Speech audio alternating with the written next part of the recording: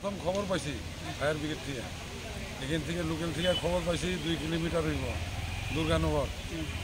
আইয়া দেখি আগুন ধাউ ধাউ করে জ্বলতেছে, এরপরে আমরা আগুন হাইটে আনছে, আগুন নিভছে পরে এখন আমরা এখানে কিছু আছে, আমার মনে হয় এটা শর্ট সার্কিট বিদ্যুৎ থেকে হইতে পারে।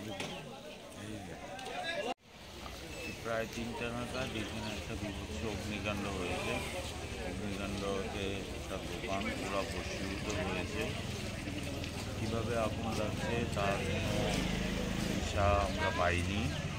যাই হোক, সময় মতো ফায়ার সার্ভিস আসাতে এই এলাকা রক্ষা পেয়েছে, কিন্তু একটা দোকান একদম পুরো ভস্মীভূত হয়েছে। একটা বাড়ি শুদ্ধ পুরো দোকান ভস্মীভূত হয়েছে। এটা সত্যি দুঃখজনক। আমি দমকল বাহিনীর কর্মীদের ধন্যবাদ জানাবো, তারা সঠিক সময়তে আসাতে পুরো এলাকা অগ্নিকাণ্ডের হাত থেকে, কোনো দুর্ঘটনার হাত থেকে রক্ষা পেয়েছে। নমস্কার।